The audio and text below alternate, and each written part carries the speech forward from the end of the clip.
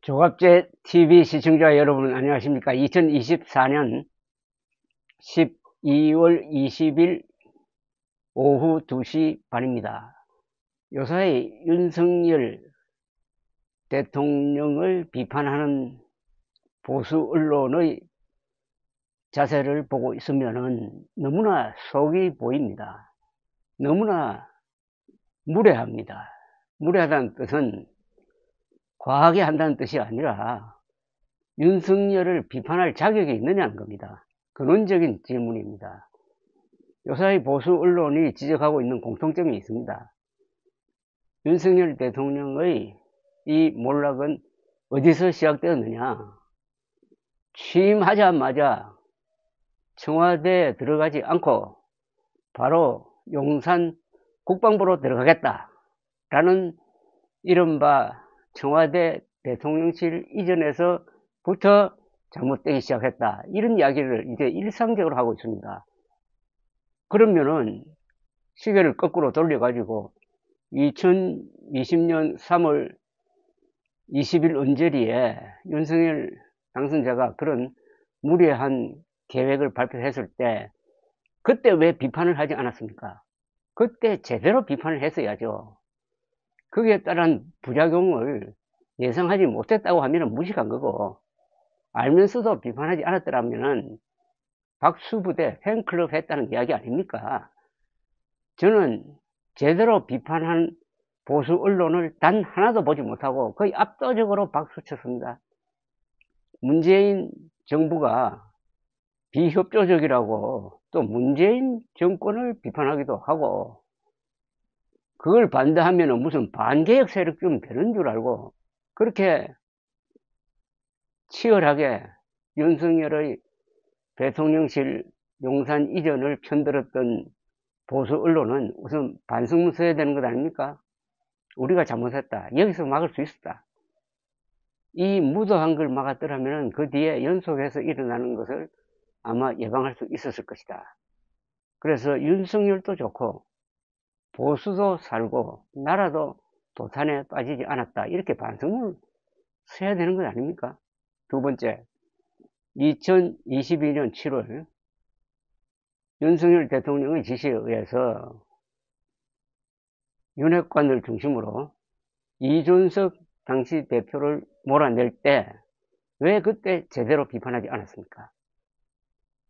그때 논조를 보면은 양비론으로 갔습니다. 이준석 비판을 더 많이 했죠, 사실은.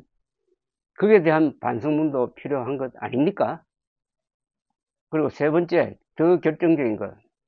지난 2월 6일 윤석열 대통령이 의과대학 정원 2,000명 늘리기를 발표했을 때 보수 언론 중에서 동아일보만 빼고 다 박수부대 역할 열심히 안 했습니까? 지금까지 하고 있잖아요. 특히 조선일보, 문화일보.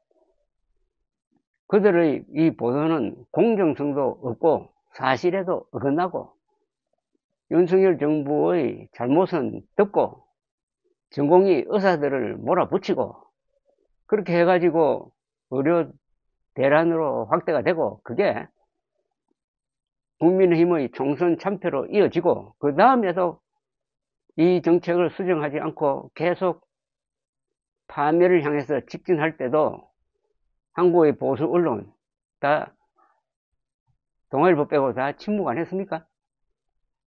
조선일보, 문화일보가 제일 앞장섰죠.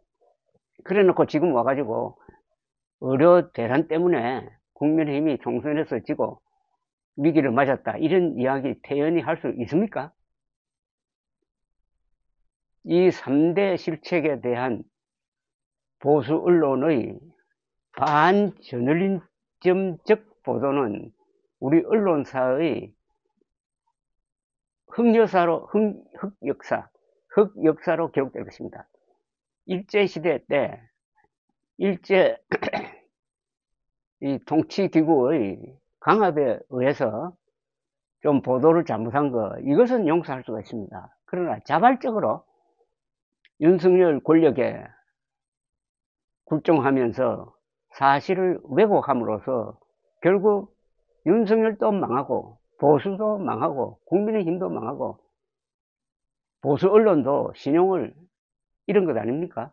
여기에 대해서 반성하지 않고 지금 윤석열 국민의힘을 비판한다는 것은 이것은 너무나 후안무치한 것 아니겠습니까? 그러니까 지금 보수 언론의 지도력이 약해졌습니다. 약해진 것은 언론의 정도에서 이탈했기 때문입니다. 언론의 정도라는 건 뭡니까? 사실을 공평하게 전달하는 겁니다. 사실과 의견을 공평하게 전달하면은 그 결과로서 좌우에 뭐 피해를 줄 때도 있고 덕이 될 때도 있지만은 그것은 고려하지 말고 오로지 사실관계를 확실하게 하는데 전력을 다하면 결과적으로 그게 공동체를 이롭게 하는 것입니다. 대한민국이라는 공동체는 자유민주주의 시장경제입니다. 이 공동체의 기본 윤리는 사실입니다. 사실에 기초해 가지고 정의를 세우는 겁니다. 그 정의가 자유를 지킬 수 있는 그런 3층 구조로 되어 있는데 사실관계를 분명히 해야 될 이 직종에 종사하는 사람이 바로 언론입니다. 언론은 팩트 파인딩 스페셜리스트죠. 사실을 확인하는 전문가입니다. 사실관계만 명확하면은 그것을 근거로 해가지고 정의를 세우는 것은 쉽습니다. 정의를 세우는데 종사하는 사람들이 검사와 판사입니다. 정의를 세운다는 것은 법을 세운다는 것이고 법치를 말하는데 사실에 기초한 법치는 그게 바로 정의로운 겁니다. 그래서 자유를 지킬 수 있는 거죠. 자유를. 가장 밑바닥이 바로 언론에 의한 사실관계의 공정한 제시입니다. 사실관계만 분명하게 밝히면은 다른 모든 일이 정상적으로 굴러가게 되어 있습니다.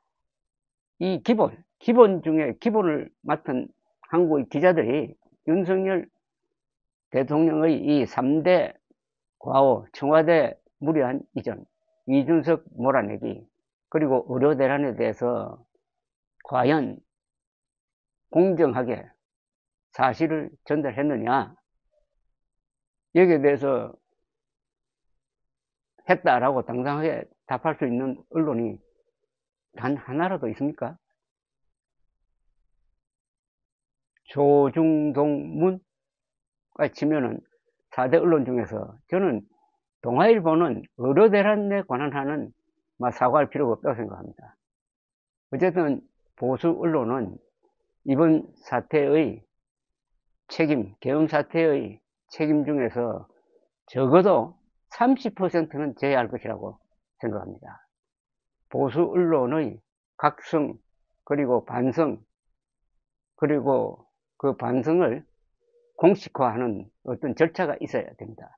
사내에 특별조사위원회를 만들어 가지고 우리가 뭘 잘못했는지를 조사하고 그것은 자신의 지면을 통해서 국민들에게 알릴 의무가 있습니다.